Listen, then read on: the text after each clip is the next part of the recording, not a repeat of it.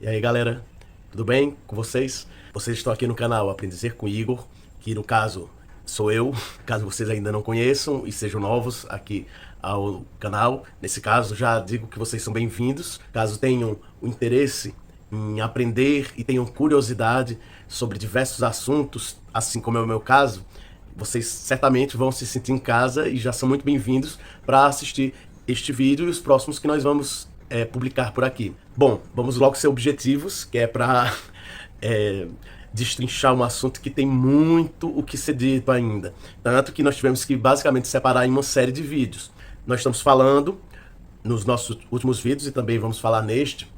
do conflito Israel-Palestina, focando especificamente numa questão que eu acho que merece ser discutida, porque eu tenho visto ser pouco tratada pelos canais da mídia profissional e até mesmo pelos diversos canais que abordam temas como esse aqui no YouTube e em outras redes sociais, que é a questão dos mitos, das confusões, dos factoides que acabam gerando uma instrumentalização da história, sobretudo da história da antiguidade, e não só da história contemporânea de tempos recentes, para servir a um lado ou a outro dessa infeliz guerra que está acontecendo, e que é o último capítulo de um conflito já muito duradouro e aparentemente sem solução ainda à vista. Nós resolvemos fazer esses vídeos, que este já será o segundo dessa série, porque nós temos a convicção aqui de que se a verdade não for pelo menos aceita por todas as partes, pelo menos aquilo que aconteceu no passado for um mínimo consenso entre as partes, será impossível elas sentarem, negociarem, e também as pessoas que simpatizam mais com um lado ou com o outro terem a capacidade de, no presente, focar numa solução daqui para o futuro. Vai ser sempre uma eterna discussão, um eterno imbróglio discutindo o passado e tentando ressignificar os acontecimentos de décadas, séculos ou até milênios atrás e tentando utilizá-los, puxá-los para servir a interesses ou a narrativas ou a, então,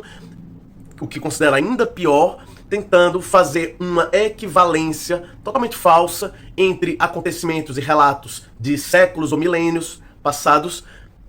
e acontecimentos que estão para acontecer ainda, ou que estão acontecendo agora nesse momento, tentando ligar uma coisa à outra, geralmente com o intuito de justificar ou de alguma forma apresentar quase como um fatalismo, como um direito histórico, ou quiçá até divino, a vitória incondicional e completa sobre o outro lado. Desse jeito, não vai ter como ter paz. Então vamos lá, vamos começar a esclarecer mais um dos mitos que estão sendo muito divulgados, sobretudo nas redes sociais, sobre a história dos judeus, palestinos, daquela região toda do Levante, especificamente do sul do Levante, que é o palco da grande maioria das histórias bíblicas e da base do judaísmo, de onde o cristianismo proveio. Então, vamos lá, cabeça aberta. Vamos ver. Pessoal, então hoje nós vamos falar sobre ancestralidade e um pouco mais do que já abordamos no vídeo anterior sobre a questão das origens, tanto genéticas como culturais, étnicas, dos povos que hoje estão em disputa naquela região que corresponde hoje a Israel e Palestina. Faço questão de ressaltar que, se nós formos ser bem críticos, chega a ser meio esquisito nós estarmos tendo que discutir essa questão de hereditariedade, de origens ancestrais, de povos remontando a milênios atrás, a literalmente mais de 3.000 anos atrás, no limite, se nós formos até o começo das tribos israelitas. Isso aí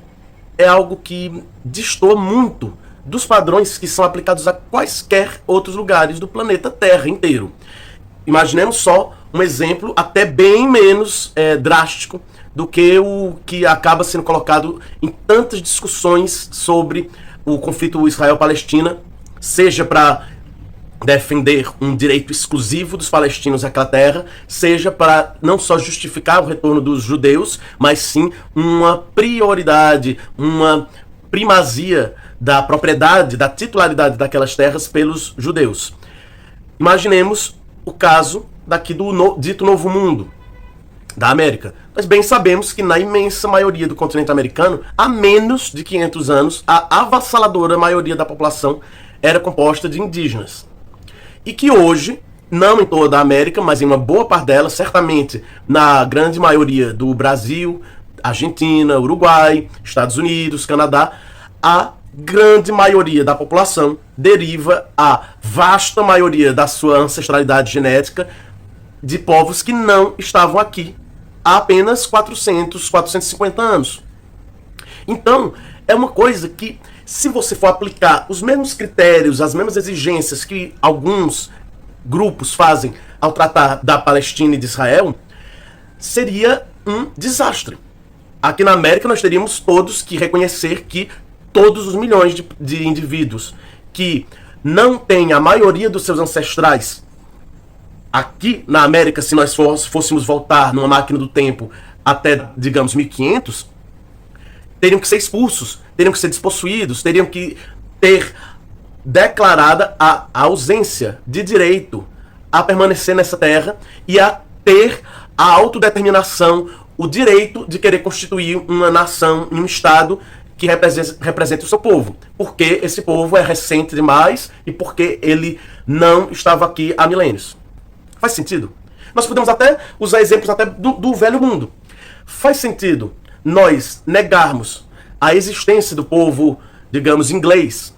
a existência do povo inglês, a autodeterminação do povo inglês, o direito de eles terem e defenderem o seu território como uma parte integral de um Estado inglês, simplesmente porque nós sabemos perfeitamente bem que há cerca de 3.000 anos não existia nada nem remotamente similar à identidade inglesa, com a sua língua, com o perfil genético atual dos ingleses, muito embora eles ainda descendam em boa parte, até majoritariamente, dos celtas, que já viviam antes das migrações germânicas para lá. Então, será que mesmo no caso de uma nação bastante antiga como a inglesa, nós podemos pôr em xeque o direito deles a viver naquelas terras, e nós podemos, eventualmente, caso, digamos, os bretões e até mesmo os galeses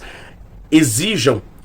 como na condição de povos que têm uma língua, uma cultura e uma identidade que remonta historicamente a antes da identidade inglesa naquela ilha, na Grã-Bretanha, poderíamos dar a eles a titularidade de todas as terras da Inglaterra e simplesmente negar que os ingleses existam como povo e que, além disso, que têm direito de ter um Estado próprio? Faz sentido? Enfim, passada essa reflexão inicial sobre o quão absurdo nós temos que explicar essa questão, seria muito legal se nós estivéssemos tratando dela apenas por motivos de curiosidade histórica, por motivos de real interesse pelas origens da humanidade, das raízes,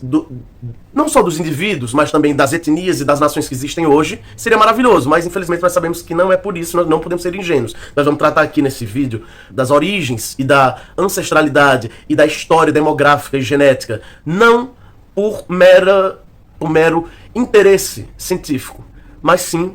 para poder fazer frente ao uso político e até mesmo militar desses fatos históricos, até mesmo do sangue das pessoas. E não sangue no sentido de genealogia remontando a poucas gerações atrás, mas até mesmo a séculos ou a milênios atrás.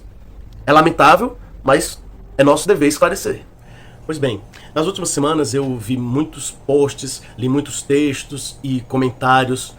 que basicamente permitem dar uma visão geral do que está sendo difundido nas discussões e através da rede, que é bem mais hierarquizada do que nós pensamos, de informações e desinformações sobre a história e a origem do povo judeu, ou seria até mais adequado falarmos em povos judeus, já que, como vocês vão ver, existe uma grande diferença entre diversas comunidades da diáspora judaica em termos de sua história e de sua configuração como povo ao longo dos milênios, e também, de outro lado, dos palestinos. Posso dizer que eu já tenho uma noção de quais são os principais mitos que estão sendo ditos sobre esse assunto. Então, vou resumir dessa forma. Do lado pró-palestino, mais radical, mais sectário, tem sido muito dito, já há anos,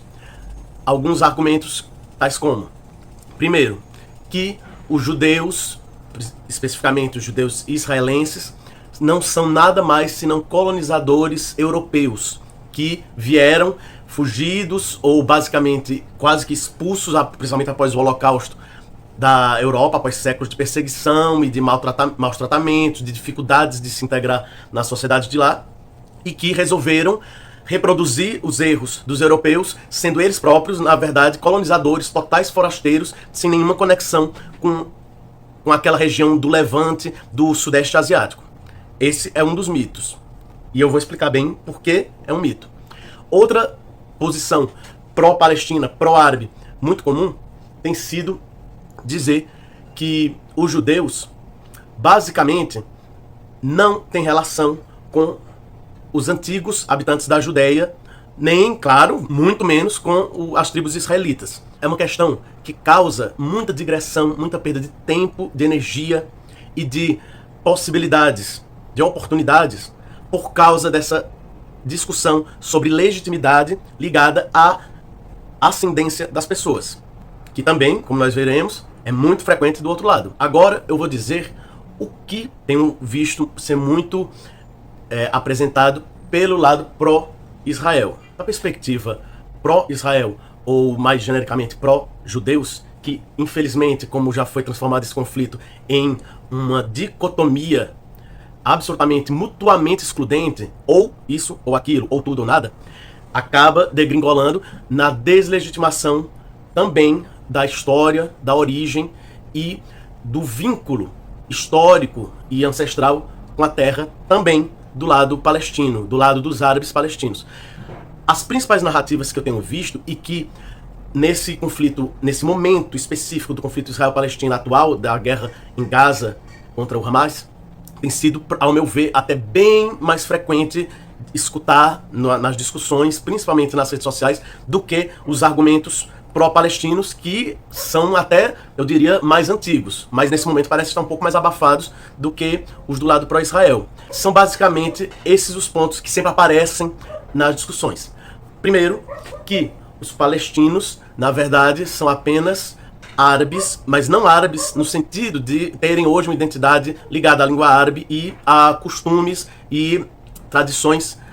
associadas ao mundo árabe. Eles seriam árabes no sentido de serem forasteiros, de terem vindo da Península Arábica, como se faz uma boa distinção na língua inglesa, não Arab, não árabes, mas Arabian, ou seja, arábicos, ou, de certa forma, arabianos, que seriam os árabes vindos da Península Arábica, que é a matriz da identidade e da origem dos árabes, antes de eles começarem a se expandir para outras regiões do mundo, principalmente com o advento do Islã.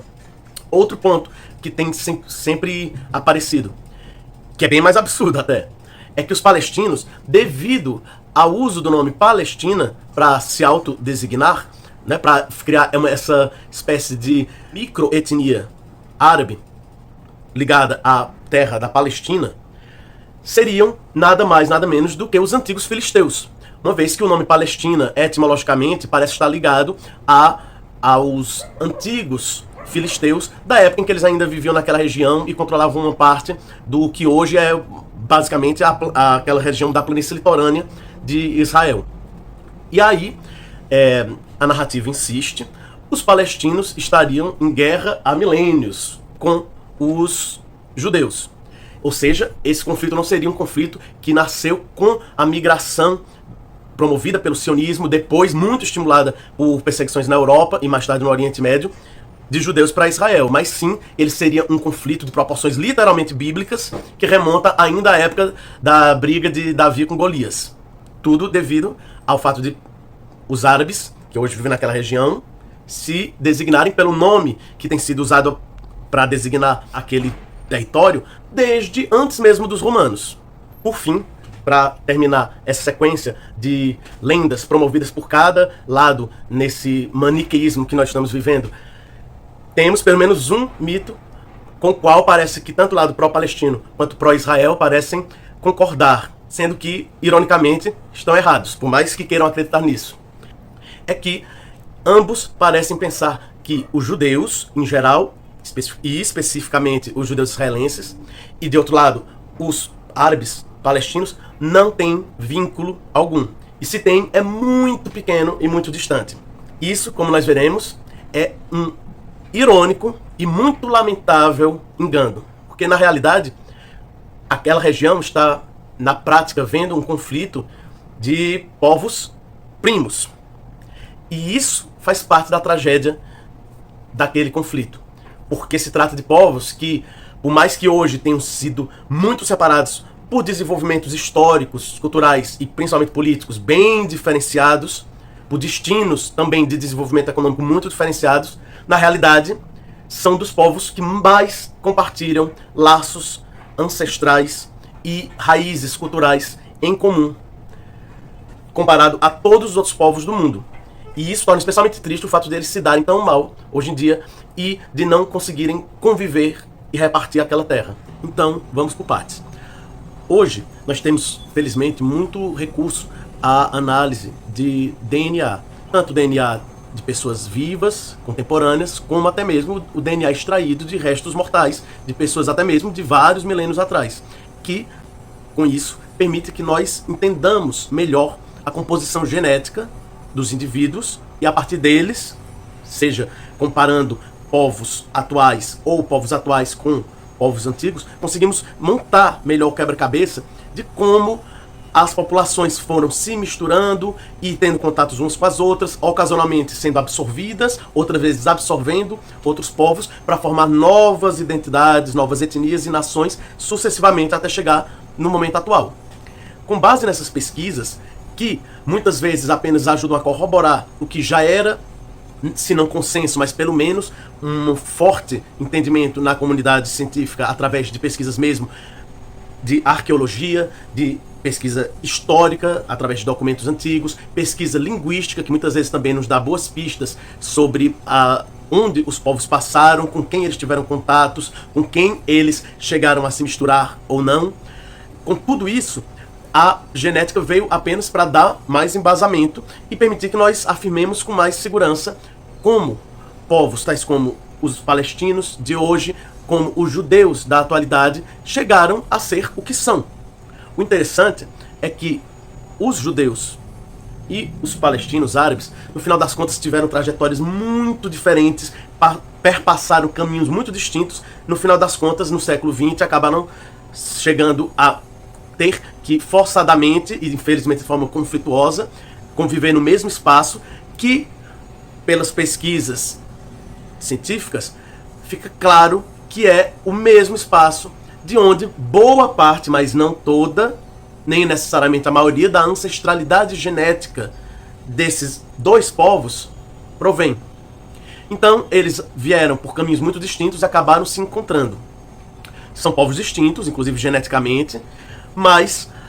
existe uma parcela relevante em praticamente todos os palestinos e na imensa maioria dos judeus que pode-se dizer hoje que tem a mesma origem, ou se não a mesma origem, porque também não é possível você precisar a identidade étnica de povos antigos apenas pelo DNA, mas pelo menos nós podemos afirmar que ambos descendem em grande parcela de pessoas que moravam provavelmente muito perto umas das outras e tinham uma história genética e demográfica muito parecida.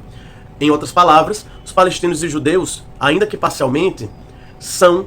frutos de uma mesma árvore. Esse assunto de história genética e de composição das populações posteriores a partir da combinação em proporções variadas de populações prévias é muito complexo. Mas eu vou tentar resumir aqui nos pontos principais, principalmente naquilo que interessa à discussão política e ideológica, também religiosa, da atualidade. Nós podemos resumir como se houvesse um componente genético ancestral básico, que é o da população, que não é somente a população de Judá, judeus e de Israel, os israelitas, nem tampouco somente aquelas 12 tribos de Israel. Porque nós sabemos hoje que, com muita comprovação também genética, mas também já se tinha uma forte certeza disso por motivos linguísticos e culturais, também arqueológicos, que os israelitas nada mais eram do que uma subdivisão das tribos, das várias populações que eram chamadas genericamente de cananeus ou cananitas. Também desses povos cananeus vieram outros povos que não adotaram a religião de Javé, que com o tempo evoluiu para o monoteísmo, que hoje nós conhecemos como judaísmo, mas eram populações com a mesma origem e com perfil genético, ou seja, com origens e história demográfica muito parecidas com a dos futuros judeus. Judeus da antiguidade, a que eu me refiro. Dessa forma, nós não podemos geneticamente dizer se um povo atual, ou mesmo um indivíduo, uma população antiga, analisada através de estudos da arqueogenética, eram, de fato, seguidores de Javé ou adeptos de outras religiões. Isso aí não é possível fazer, mas nós podemos sim aferir, através dos estudos genéticos, se uma determinada população era muito próxima de outra e se ela, com quase toda a certeza, estava naquela região há muito tempo ou era nativa daquela região.